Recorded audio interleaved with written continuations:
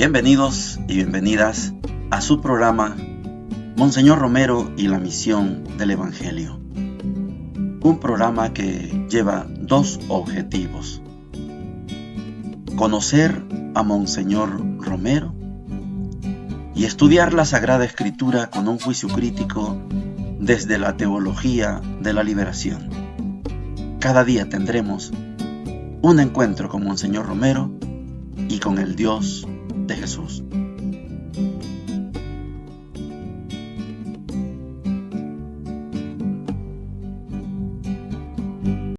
He venido de tierras lejanas a adorar al Señor de Esquipulas. Cuando escucho sonar las campanas de su templo que son tan rechulas, toda mi alma se llena de gozo y con fe me arrodillo a rezar. Hola, ¿qué tal? Este es su programa Monseñor Romero y la misión del Evangelio. Es la fiesta del Señor de Esquipulas, muy tradicional desde Nicaragua hasta México. Yo sé que tal vez Panamá, Colombia, no tiene tanta devoción, fervor al Señor de Esquipulas, pero desde Nicaragua para acá, eso sí son peregrinaciones en este día, vigilia, y toda esta semana ha sido de mucho gozo. Yo voy para allá el sábado, primero Dios. Vamos a pasar, no creo que logremos pasar a venerar la imagen del Señor de Esquipulas, pero es una enorme y gran devoción. El día de hoy vamos a tomar la primera parte, vamos a tomar ese dinamismo que trae Monseñor Romero como catequista. Y quiero invitarles que le pongan atención a la palabra Mesías. Mire cómo lo desarrolla Monseñor Romero. Es nuestro catequista. Monseñor Romero es nuestro catequista. Y nos va a conducir, a concebir, a darle el verdadero sentido a la figura de Jesucristo con esa palabra que conocemos como Mesías. Recuerde que la palabra Mesías significa la misma cosa. Mesías es hebreo, Cristo es griego, ungido español. Oigamos a Monseñor. Evoluciona pues el concepto del Mesías, y es esa palabra, Mesías, lo que le da el título a Cristo, porque no es más que la misma cosa. Mesías en lenguaje oriental, en arameo o hebreo, Cristo en griego, la misma cosa que viene a significar ungido. Ungido. ¿Qué es la unción? Hoy en la segunda lectura nos dice Jesús de Nazaret, ungido por Dios con la fuerza del Espíritu Santo. Esto es lo que ha hecho de ese hombre de Nazaret, que no sea simplemente un hombre, sino que sea también fuerza de Dios. Jesús de Nazaret, como hijo de aquel taller de carpintería, no era más que un hombre como cualquiera de nosotros. ¿Cuántas veces me impresiona a mí esta realidad de que si Cristo viviera hoy en 1979, tuviera hoy 30 o 33 años, estuviera allí confundido con ustedes los hombres, con un hombre de 33 años, nadie lo distinguiría.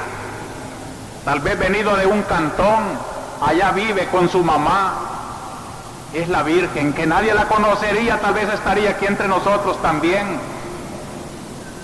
De modo que en cuanto hombre, como todos nosotros, dice la Sagrada Escritura, menos el pecado, porque lleva por dentro una realidad antípoda, es decir, antagonista, reñida absolutamente con el pecado.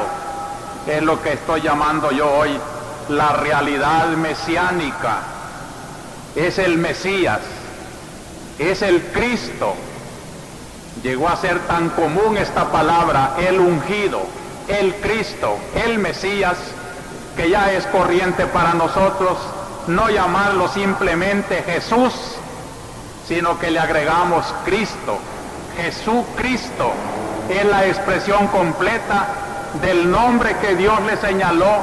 Le pondrás por nombre Jesús, y este otro nombre que se le venía dando la esperanza de los pueblos, el ungido, el Mesías, el Cristo. Eran Cristos pues para el pueblo todos esos hombres ungidos por la fuerza de Dios para desarrollar en el mundo una misión.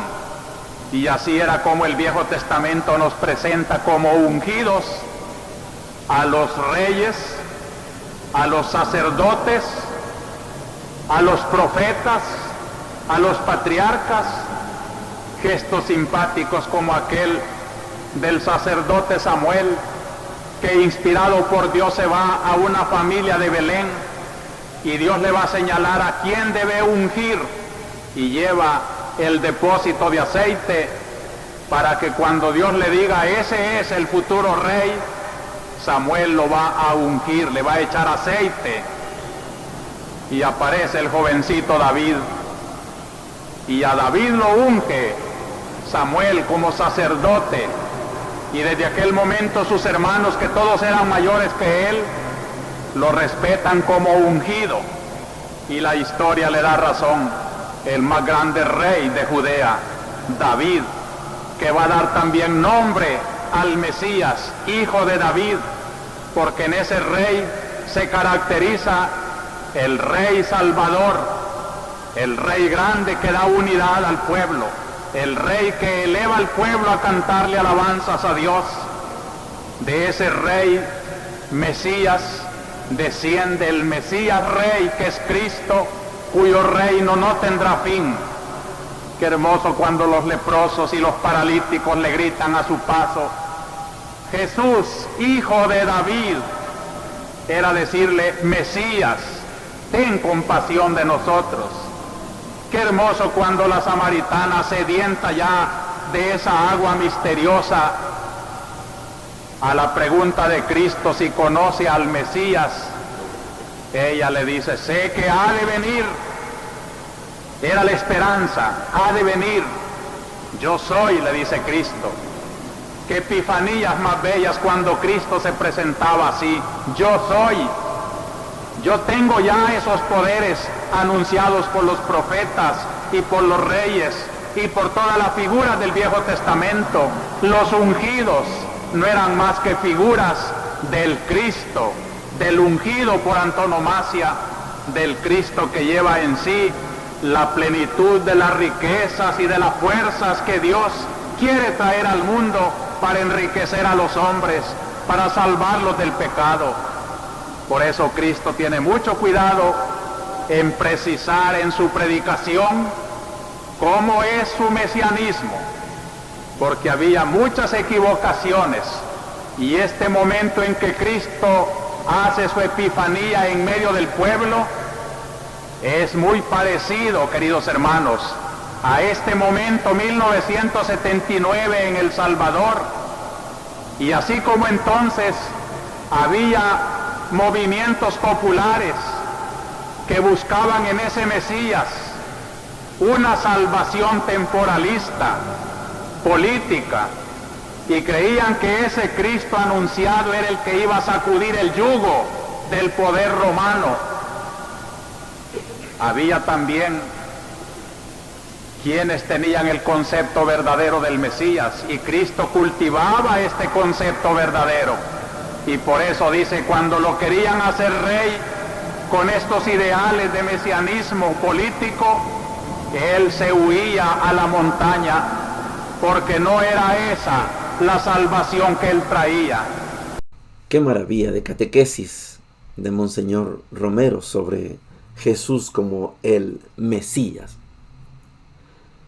Yo, en toda la programación que hemos llevado hasta hoy, les he insistido mucho en que hay la figura del Mesías judío y la figura del Mesías cristiano.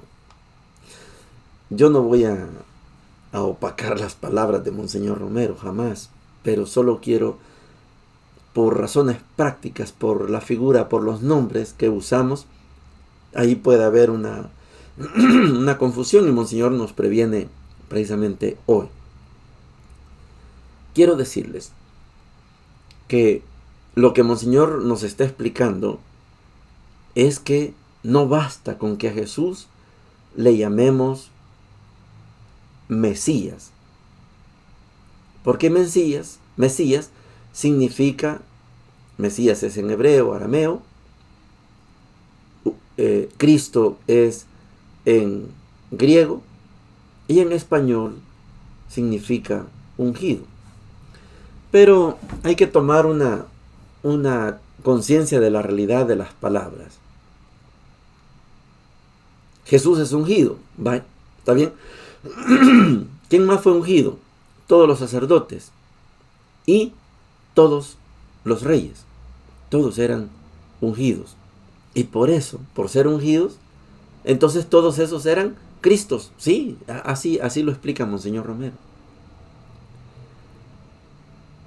Monseñor Romero está consciente que él como arzobispo es ungido. Yo como sacerdote soy ungido. Las religiosas no, pero cuando nos confirmamos, sí se nos unge, se nos echa el santo crisma en la frente y nos da el obispo una cachetada, es como diciendo despierte, ya está grande.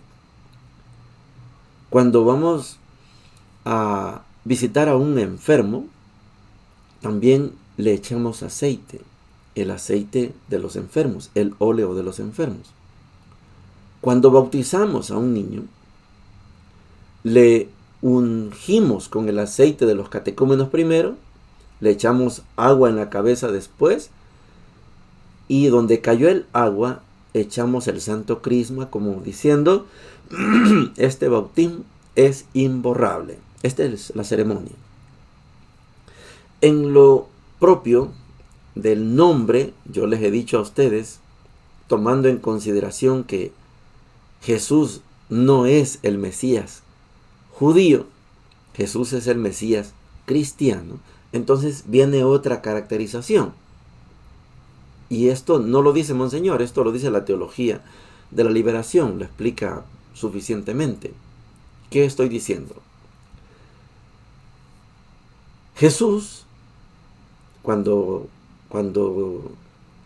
el ángel le anuncia a María, y le pondrás por nombre Jesús, y le dice a José, y le pondrás por nombre Jesús, ese es el nombre que Dios quiere que lleve Jesús. Pero se le agrega Jesucristo. Jesús es el Cristo. Ya tenemos un compuesto. Si lo usamos según la tradición que Monseñor Romero está explicando ahora sobre el bautismo de Jesús,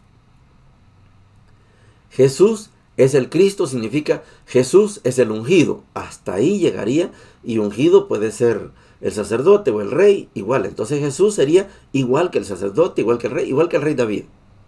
Pero en la teología nosotros distinguimos el nombre de Jesús como el Jesús histórico. Esta es una caracterización desde la teología de la liberación. Jesús es el Jesús histórico, el que nació, el que predicó, el que caminó sobre el agua, etcétera, el que mataron. Hasta ahí llega el Jesús histórico. Hay comprobación que nació, ¿sí?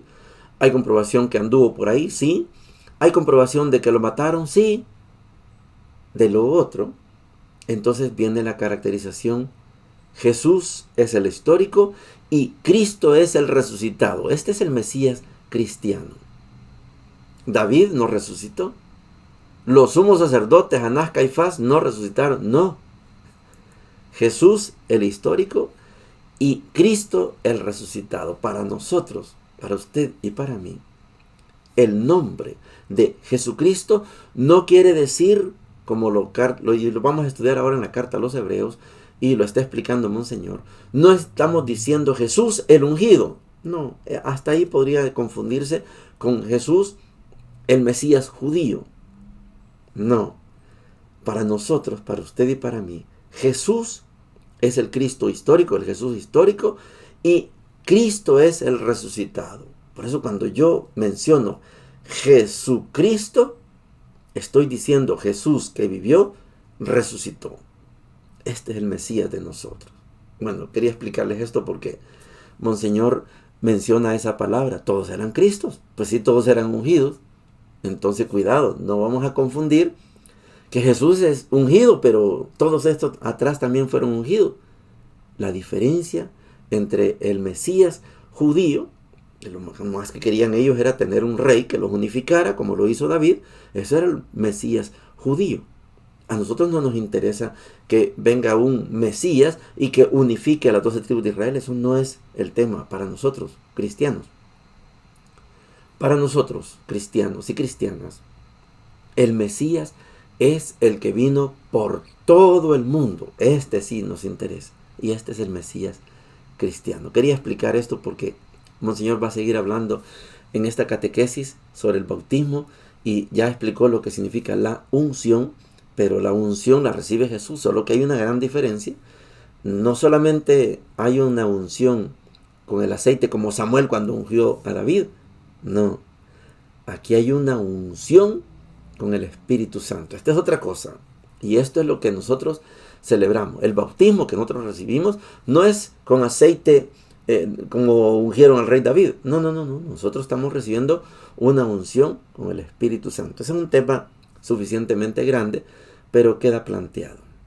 Las lecturas para el día de hoy están tomadas de la carta a los Hebreos. Hemos dicho que es más que carta, es una homilía. Otros le dan un título de tratado, un tratado bien pensado. Estamos en el capítulo 2, Hebreos 2, del 14 al 18, y dice lo siguiente: ya que los hijos tienen una misma sangre y una misma carne, él también debía participar de esa condición para reducir a la impotencia mediante su muerte a aquel que tenía el dominio de la muerte, es decir, al demonio, y liberar de este mundo a todos los que vivían completamente esclavizados por el temor de la muerte. Porque él no vino para socorrer a los ángeles, sino a los descendientes de Abraham. En consecuencia, debió hacerse semejante en todos sus hermanos para llegar a ser un sumo sacerdote, misericordioso y fiel en el servicio de Dios a fin de expiar los pecados del pueblo. Y por haber experimentado personalmente la prueba y el sufrimiento, él puede ayudar a aquellos que están sometidos a la prueba. Palabra de Dios, te alabamos, Señor. Yo espero que usted saboree esas palabras de la carta a los Hebreos. Estamos en el capítulo 2 y aparece por primera vez la palabra sumo sacerdote. Tenemos 4 semanas para estudiar la carta a los Hebreos y poco a poco vamos a ir comprendiendo algunos conceptos. Hemos entendido que Jesús se hizo hombre, asumió todas las características de un hombre y viene, según el Salmo 2, viene reconocido por Dios como su hijo. Tú eres mi hijo, yo te he engendrado hoy. Pero también la carta a los Hebreos ha citado el Salmo 8, que es el hombre para que te acuerdes de él, el ser humano para que te fijes en él. Lo hiciste poco inferior a los ángeles. Jesús nace como poco inferior a los ángeles. Lo hemos estudiado. Pero ante el sacrificio de su muerte, Jesús deja de ser poco inferior a los ángeles y se convierte en un ser superior a los ángeles. Se sometió, pero por su muerte se reivindicó y ocupa hoy el lugar que le corresponde como hijo de Dios. Pero aparece ahora la figura sumo sacerdote, fiel, celoso, cumplidor, misericordioso. Esta figura, sumo sacerdote, explica lo que estamos viviendo con Monseñor Romero. Monseñor está explicando a Jesús como el Mesías, el ungido, y ahora la carta a los Hebreos nos lo presenta como el sumo sacerdote. Falta la palabra eterno, solo está apareciendo como sumo sacerdote. Y es que el tema del sacerdocio en la carta a los Hebreos es central. Y así como Jesús se abajó, se hizo uno como nosotros y nosotras, así como Él trascendió a los ángeles, Él, al llamarse hermano de nosotros, nos está invitando a trascender también a los ángeles. Ahorita usted y yo somos poco inferior a los ángeles, pero un día vamos a ser superiores a los ángeles. La figura del sacerdocio es una figura de intercesión. Yo sé que a muchos hermanos de las iglesias evangélicas no les gusta la palabra intercesión, pero sacerdocio es intercesión. El sacerdocio es para interceder. Usted ora por mí, yo oro por usted. Eso es el tema del gran papel sacerdotal. Jesús es sacerdote, sí. Jesús es sumo sacerdote, sí. Pero también Jesús es sumo y eterno sacerdote. Usted y yo somos sacerdotes, no somos sumos. No, solo somos sacerdotes. Tenemos un sacerdocio que se llama, en la teología se le llama sacerdocio común. A la hora que nos bautizamos nos convertimos en sacerdotes, profetas y reyes. Tenemos el sacerdocio común. Yo, como sacerdote, tengo un sacerdocio ministerial. Me ungieron las manos, me echaron y me impusieron las manos. Entonces hay un sacerdocio ministerial, pero todos y todas tenemos el sacerdocio común. El sacerdocio común es para interceder uno por otro. Por eso no es cierto que solo tenemos un único y eterno intercesor que es Jesús. Sí, ante el Padre es el único intercesor. Ni modo que hay otro. No hay. María no es intercesor ante el Padre. No. Pero todos y todas somos intercesores ante Jesucristo. San Romero, San Martín de Porres, todos somos intercesores, son intercesores ante Jesucristo, porque Jesús es el único intercesor ante el Padre. Eso está claro. Nosotros no somos idólatras. No se equivoquen. Y tampoco andamos buscando atajos. Hacemos a un lado a Jesús, voy directo al Padre. No, eso no se puede hacer. Todos confluimos con Jesús. Jesús es el único intercesor ante el Padre. Pero no me diga usted que María no es mi intercesora. No me diga usted que Monseñor Romero no es mi intercesor. ¿Cómo no? Usted también es mi intercesor. Sacerdocio común se llama eso. ¿Cuánta gente me llama? Padre, ore por mí. Claro, soy sacerdote, pero sacerdocio común y sacerdocio ministerial, claro que oro. Claro que le dedico la misa del domingo, por ejemplo. Yo voy a la misa al asilo y tenemos la misa. Y celebramos, intercedemos.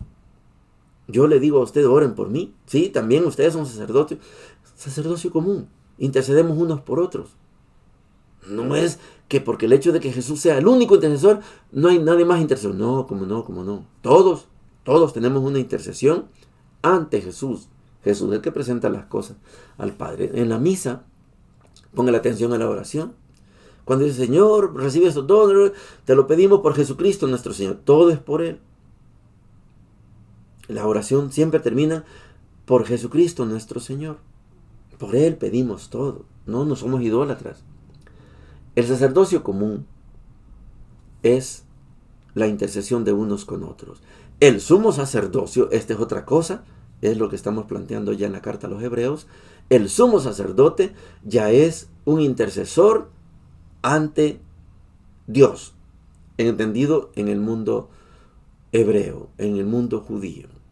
Este tema es mucho más amplio, vamos a seguirlo estudiando, pero yo quería dejarles planteado este tema del sacerdocio, porque muchas veces generamos confusión y no vale la pena andar confundidos por la vida. El Evangelio de hoy está tomado de Marcos capítulo 1, versículo 29 al 39, y dice lo siguiente. Jesús fue con Santiago y Juan a casa de Simón y Andrés. La suegra de Simón estaba en cama, con fiebre, y se lo dijeron de inmediato. Él se acercó, la tomó de la mano y la hizo levantar. Entonces ella no tuvo más fiebre y se puso a servirlos. Al atardecer, después de ponerse el sol, le llevaron a todos los enfermos y endemoniados, y la ciudad entera se reunió delante de la puerta. Jesús sanó a muchos enfermos que sufrían de diversos males y expulsó a muchos demonios, pero a estos no los dejaba hablar porque sabían quién era Él. Por la mañana, antes que amaneciera, Jesús se levantó, salió y fue a un lugar desierto. Ahí estuvo orando. Simón salió a buscarlo con sus compañeros y cuando lo encontraron le dijeron: todos andan buscándote. Él respondió: vayamos a otra parte a predicar también en las poblaciones vecinas, porque para eso he salido. Y fue predicando en las sinagogas de toda Galilea y expulsando demonios. Palabra del Señor, gloria y honor a ti, Señor Jesús. No se le vaya a olvidar que Marcos tiene como objetivo principal que usted y yo que leemos su evangelio nos demos cuenta que Jesús es el Hijo de Dios. Esto es lo básico para el evangelio de Marcos. Es posible que haya un endemoniado en la sinagoga y el endemoniado le grite: ¿qué quieres de nosotros? Y Jesús le dice: cállate y sal. Y salió. Usted que está leyendo conmigo el Evangelio de Marcos, usted y yo nos damos cuenta que Jesús es el Hijo de Dios. Pero los que están con Él no se dan cuenta. Esto es el Evangelio de Marcos. Va con Santiago y Juan a la casa de Simón y Andrés. La suegra de Simón, todavía no le llama Pedro, la suegra de Simón está enferma. El tema de la enfermedad, entendida en el Antiguo Testamento, la enfermedad es un castigo. Pero como a esa casa, usted que está leyendo el Evangelio conmigo, como llega a esa casa el Hijo de Dios, entonces no permite el Hijo de Dios que alguien cercano a él, la suegra de Simón, esté sufriendo por un pecado. Concepto de la época. Le dicen que la señora está enferma. Jesús se acercó, la tomó de la mano y la hizo levantar. El Hijo de Dios levantó a la pecadora, y por pecadora tenía una fiebre. Pero Jesús, el Hijo de Dios, la toca, la levanta, ya no tiene pecado y se pone a servir.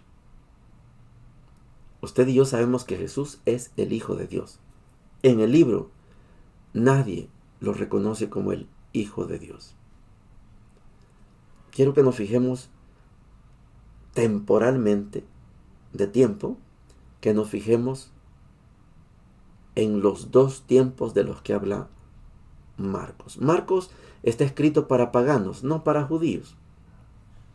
Pero tiene Marcos que tomar en cuenta los tiempos. Al atardecer, antes que amaneciera, son dos tiempos distintos. Al atardecer, porque Jesús estaba en la sinagoga, es sábado, y el día sábado comienza el viernes a las 6 de la tarde y termina el sábado a las 6 de la tarde. Al atardecer, cuando termina el día sábado, el pueblo ya puede moverse. Antes no, porque el Shabbat, el sábado, prohibía que la gente trabajara, que la gente caminara, prohibía. Al atardecer ya pasó la prohibición. Vienen con todos los enfermos endemoniados y Jesús a todos los libera. Usted y yo sabemos que ahí está el Hijo de Dios. Y a los espíritus inmundos no les permitía que hablaran, porque ellos sí sabían que Él es el Hijo de Dios. Los curó a todos. Terminó el tiempo atardecer. Después de las 6 de la tarde, ya pueden traer a todos sus enfermos y los curó todos. Antes que amaneciera, Jesús se fue a orar. Usted y yo sabemos que Jesús es el Hijo de Dios. Los que están a la par no lo saben, ni la suegra de Simón. Por eso no lo acompañaron. Jesús va solo, Él solito, a orar. Como no saben que Él es el Hijo de Dios, cuando ya amanece, se levantan los que no le acompañaron a orar y le dicen: todo el mundo te anda buscando, vámonos. Porque el Hijo de Dios, usted y yo lo sabemos, el Hijo de Dios vino para predicar en todos los pueblos. No quedarme curando aquí, eso no, Él no es curandero. Vino para predicar a todos los pueblos. Es una experiencia bonita de Marcos. Yo se los he tratado de graficar. Yo sé que los que llevamos bastante tiempo comprendemos la diferencia entre un evangelio y otro. Los que van llegando, estoy seguro que lo van a entender poco a poco. Pero es la mejor manera de explicar la Sagrada Escritura. Este programa no es fundamentalista. Así está escrito, así es. No, yo no soy fundamentalista. Nadie debería ser fundamentalista. Es que ahí dice el Señor en su palabra. Lea la otra palabra y se van a chocar las palabras, porque usted es fundamentalista. Le puedo poner el ejemplo de la Navidad. ¿Cómo fue el nacimiento de Jesús? ¿El ángel le habló a José o el ángel le habló a María? Son dos realidades distintas. Si usted es fundamentalista, no sé con cuál de las dos se va a quedar. Si se queda con el Evangelio de Mateo, el ángel le habla a José, el hombre. Si se queda con Lucas, el ángel le habla a la mujer, la muchacha, doncella, 16 años. ¿Con quién se va a quedar? O son dos nacimientos, hay dos Jesuses. No, no seamos fundamentalistas porque vamos a poner a chocar palabras. Tenemos que conocer la intencionalidad de cada texto. Esto es fundamental. Marcos hay que entenderlo como Marcos, Mateo como Mateo, Lucas como Lucas y Juan como Juan. Y la carta a los hebreos como carta a los hebreos. Hay bastante que estudiar. Yo estoy encantado de estar con ustedes. El canal está creciendo.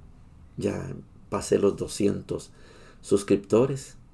Qué bueno, ya pasé de 200. Salvador Gómez me gana por poquito, ya llegó a 200,000 creo yo. Pero así vamos a ir, poco a poco. Poco a poco vamos a ir aumentando de suscriptores.